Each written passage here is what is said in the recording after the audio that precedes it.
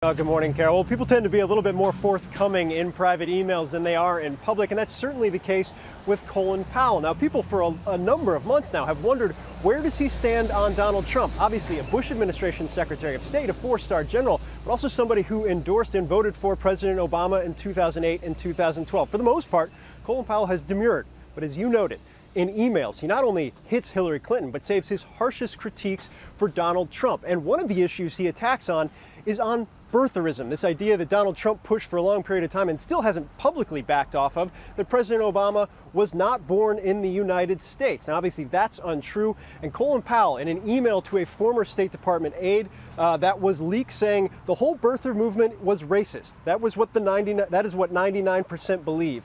When Trump couldn't keep that up, he also said he wanted to see if the certificate noted that he was a Muslim. Now, it's worth noting, Carol, these emails were first obtained by BuzzFeed News and The Intercept and were hacked by a group called DC Leaks. And this is a group that U.S. officials believe has ties to the Russian government. But nonetheless, Colin Powell laying out some personal thoughts here, not just on Donald Trump, but also on Hillary Clinton and Benghazi. Obviously, the Libyan outpost where 4 Americans were killed back in 2012, stating that he, quote, Benghazi is a stupid, quote, stupid witch hunt. Basic fault falls on a courageous ambassador who thought Libyans now love me and I'm okay in this very vulnerable place. Powell referring to Ambassador Christopher Stevens, who was killed. This email exchange happening with another former Secretary of State, Condoleezza Rice.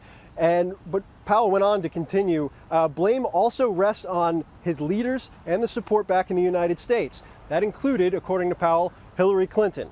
Condoleezza Rice replied, completely agree. So obviously, these emails, something Colin Powell never wanted to come out, but a spokesperson for Powell, Carol, confirming that these are accurate emails, these are Colin Powell's actual emails, declining to comment further. But as you can see, very strong opinions on Donald Trump, Carol, but also some harsh words for Hillary Clinton as well.